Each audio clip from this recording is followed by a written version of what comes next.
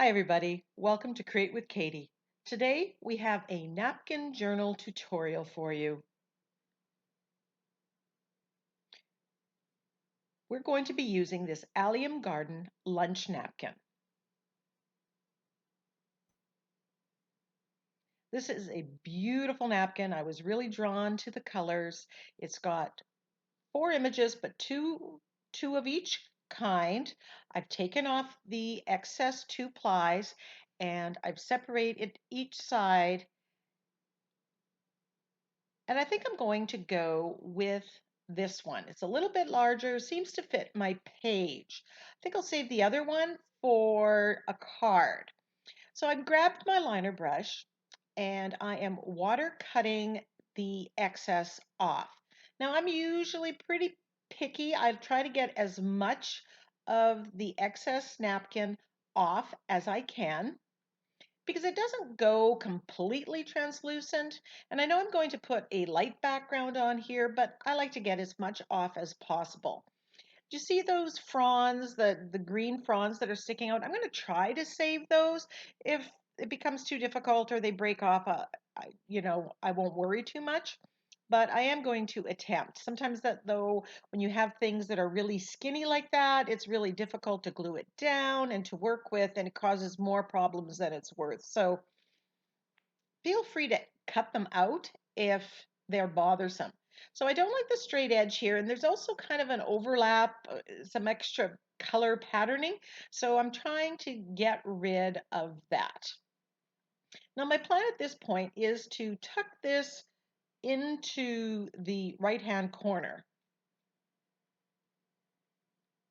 But like most things, as the page continues, sometimes things change. And you got to be open to the changes that happen as you're working on a page. I'm even getting some of that little stuff out in the middle. So I'm using some gesso, Naples yellow, and quinacridone magenta. And these colors are kind of dictated by what was in that napkin. I've pre-gessoed this page and I'm blending those 2 colors with the white gesso right on the page. I just want a little bit. I want a very soft background, but with a little bit of color.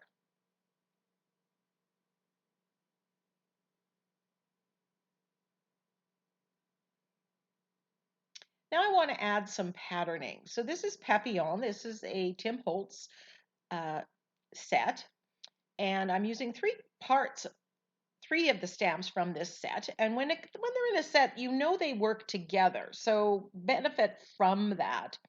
So I'm stamping with black archival paint. I'm not trying to get perfect images. This is background. I'm putting one little butterfly. There's a butterfly in the napkin, and I just want a little bit of that peeking through. But again, I'm not worried that they're not perfect. This is the third stamp from this set that I'm using. And I'm just putting on some of them. I wasn't overly careful though, and I kind of got some of these a little crooked. I should at least try to get them on the level. This is Handcut Blossom, and I'm mixing the quinacridone magenta with the Naples yellow and a little bit of the white gesso to get this soft coral color. I want this motif to show up, but I don't want it bright like quinacridone magenta. And I'm absolutely loving this dreamy background, and I will use this on another page. Now I'm using this slimline stencil, also from the Crafters Workshop, with white gesso, and I'm just softening up the page, adding a little bit more texture and pattern. My focal image from the napkin has flowers and leaves in it, and I just kind of want that in the background. I would love a wallpaper that looked like this. So I'm really happy with how everything's working together. Just touching up a few areas. And then I'm using white gesso to knock back the part where I'm going to glue the napkin. I don't want to see things popping through the napkin as much as possible, so this is a quick, easy way to doing that.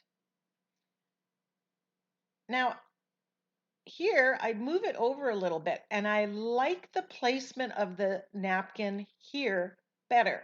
So I need to colorize the part that I just put white gesso on. But I've done that before, so it's pretty easy to do. So I'm not in the center, I'm a little bit right of the center. I'm just darkening up this motif, giving it a little bit more weight on the page. Adding one here. Now that I've changed where everything's going, it changes my composition a little bit, so I'm just tweaking that. So back to whiting out what's going to be directly underneath where I'm going to be gluing my napkin down. I want to make sure this is dry before I glue it down with my fluid matte medium.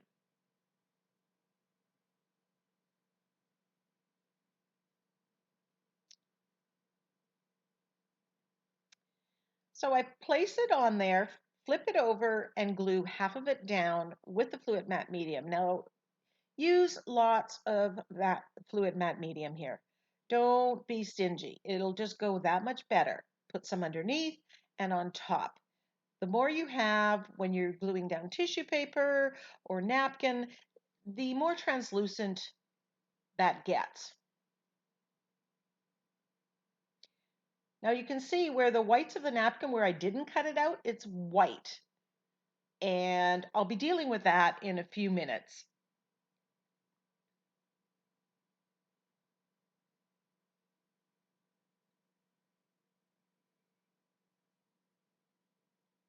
I'm loving that handcut blossom motif on there. Now I had some napkin go over the edge, so I'm just ripping it back so it doesn't dry like that.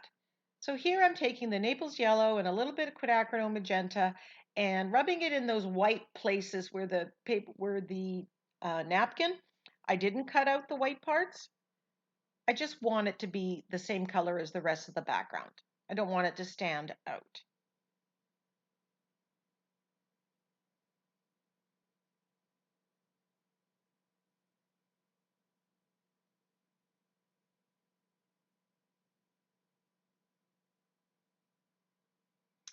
Now I'm going to get painterly effect, just over painting on top.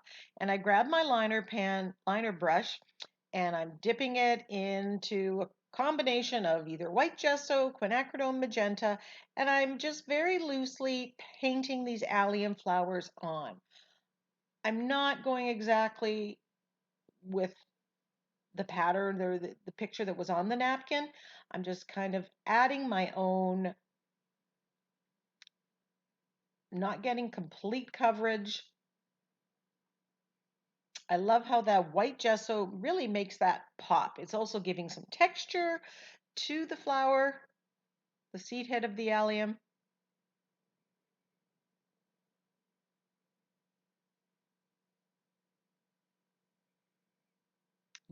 If you're trying this, don't overthink it. And when in doubt, you can always look at one of the patterns on a different part of the napkin.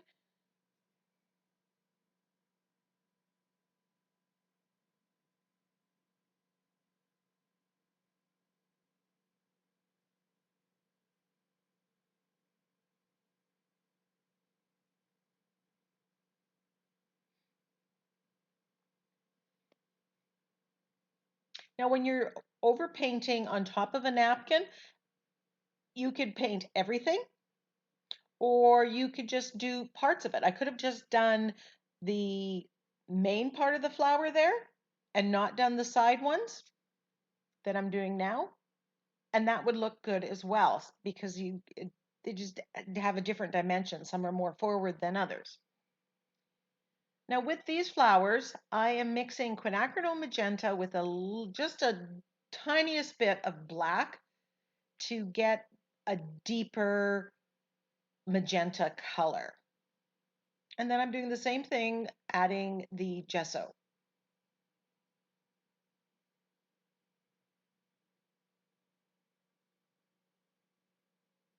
I've been asked, is it necessary to overpaint?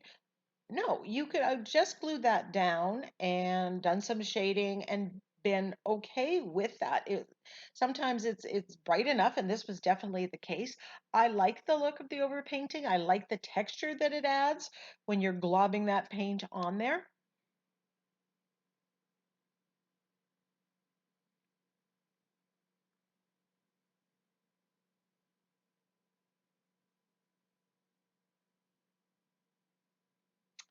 Now I'm taking some Hooker's Green and that same Naples yellow, and I'm going over the leaves. Now some of those leaves kind of got cut off when I did my water cutting, so now I'm just going to extend them. I can add some if I want, if it looks good in my composition. I'm adding the colors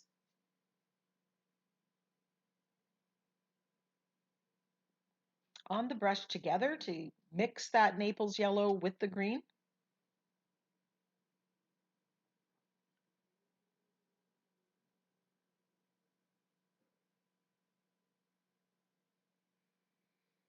You just want to try to mix whatever paints you have to match what you see on the napkin. You may not get exact, but you'll get pretty close.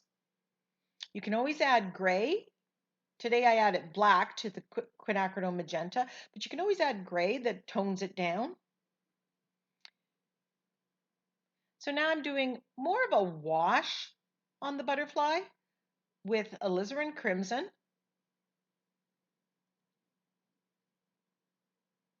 and cadmium yellow.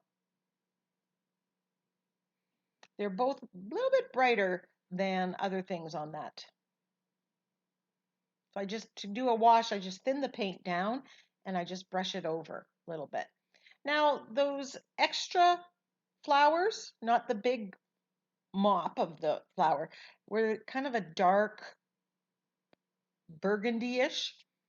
So I splattered with that color to introduce it to the rest of the page. Now I'm shading around the butterflies and on the butterflies. Now, just a word of shading. When you're doing something, a napkin that's been glued down, sometimes if you don't have enough matte medium on top, it wicks out and it doesn't look real good. Today, it worked fine. But if it bleeds into the butterfly, that means you didn't coat it enough with the matte medium.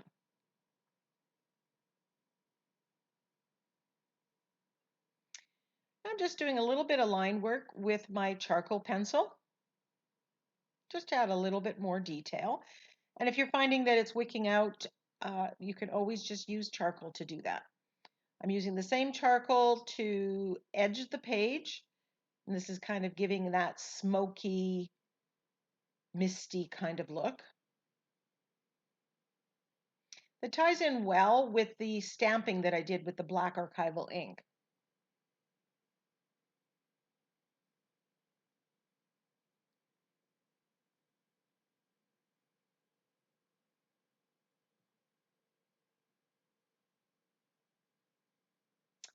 So I picked a sentiment from my It's About Time sentiment pack, but that white is too stark. So I'm painting it Naples yellow and then adding a little bit of quinacridone magenta. I want to basically get the same kind of background that is on the background, the same colors, so it doesn't stand out.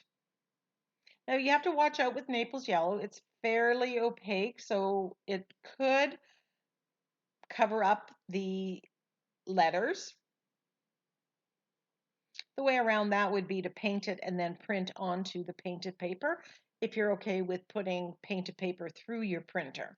Not everybody is, so you got to make a call yourself. Now I'm just taking some of that leaves, gentle leaves stencil and overlapping just to make it fit in. I want the sentiment there, but I don't want it to be the first thing you see. I want it to meld or blend more in with the rest of the page.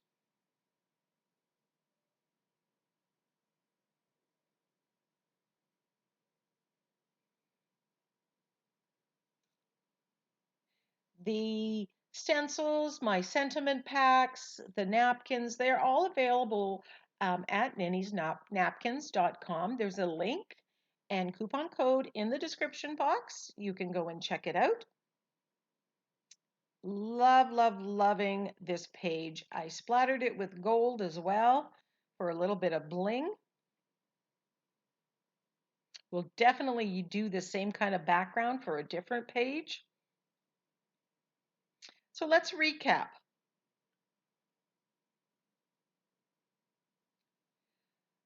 I applied color using block and blend onto the gessoed page using the two colors that I thought that were in the napkin.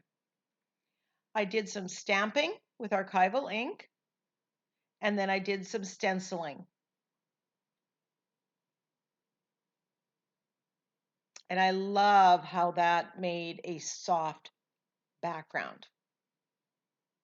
I used the napkin as the focal image, but first I whited out with the makeup sponge and gesso underneath where the napkin would go so I wouldn't see any of the print. I achieved the painterly effect by overpainting on top of the napkin. It added texture and color. I shaded my focal image.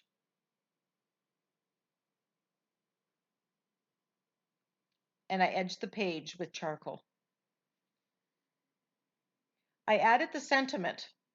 First, I colorized it so it matched the background. I splattered with a dark color and then with gold.